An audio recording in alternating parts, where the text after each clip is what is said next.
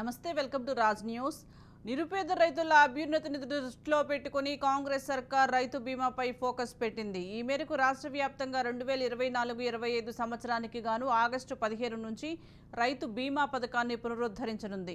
18 నుంచి 59 ఏళ్ల వయసు గల వారు ఈ పథకానికి అర్హులని ప్రభుత్వం పేర్కొంది. రాష్ట్రంలో మొత్తం 75.86 లక్షల మందికి పట్టాదారు పాస్ పుస్తకాలు ఉండగా గత ఏడాది జూన్ వరకు మరో 3.22 లక్షల మందికి కొత్తగా పాస్ పుస్తకాలు వచ్చినట్లుగా వ్యవసాయ శాఖ గుర్తించింది. అందులో 2.32 లక్షల మందికి మాత్రమే రైతు బీమాకు దరఖాస్తు చేసుకున్నారు. గతంలో అన్ని అర్హతలు ఉండి రైతు బీమాకు దరఖాస్తు చేసుకొని వారితో కలిపి 2.71 లక్షల మంది అర్హులని తేల్చారు. ఇక అదేవిధంగా జూలై 30 నాటికి 60 ఏళ్లు దాటిన వారిని పథకం నుంచి తొలగించి మిగతా అర్హులైన 45.13 లక్షల మంది ఇన్సూరెన్స్లను రెన్యువల్ చేయాలని అధికారులు నిర్ణయించారు.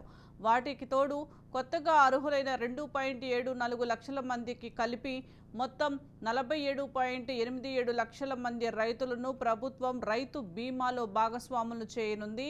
ఏడాదికి ఒక్కో రైతుకు 3,600 రూపాయల చొప్పున సర్కారే ప్రీమియం చెల్లిస్తుంది.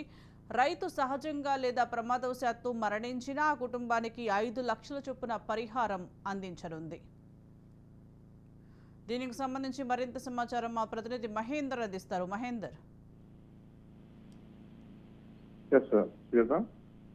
రైతు అభ్యున్నతి కోసం అంటూ తెలంగాణ కాంగ్రెస్ లో సర్కార్ అధికారం చేపట్టగానే రైతు బీమాపై అయితే ఫోకస్ పెట్టింది. మరి ఈ మేరకు రాష్ట్ర వ్యాప్తంగా 2024 సంవత్సరానికి గాను 2025 సంవత్సరానికి గాను మొత్తం ఆగస్టు 15 నుంచి రైతు బీమా పథకాన్ని పునరుద్ధరించనుంది ఈ కాంగ్రెస్ ప్రభుత్వం.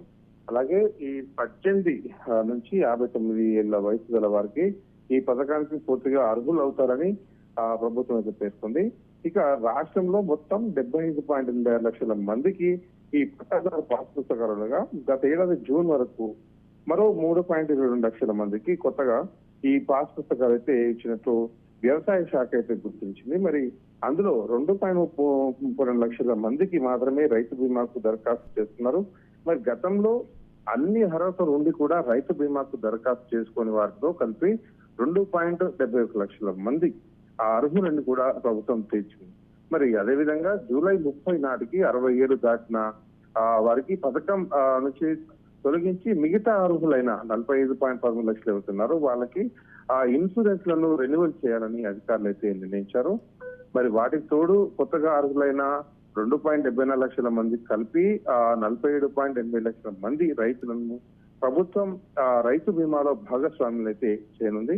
మరి ఏడాదికి ఒక రైతుకు 3,600 చొప్పున సర్కారే ప్రీమియం చెల్లిస్తుందని, రైతు సహజంగా లేదా ప్రమాదవశాత్తు మరణించిన ఆ కుటుంబానికి 5 లక్షల చొప్పున పరిహారం ఇస్తామని ప్రభుత్వం అయితే చెప్తుంది. మరి మొత్తానికైతే రైతు అభ్యున్నతి కోసమే మా ప్రభుత్వం అనేది కాంగ్రెస్ ప్రభుత్వం చెప్పిందో ఆ రకంగా అడుగులు అయితే వేస్తుంది అనుకోవచ్చు. Right, thank you Mahender.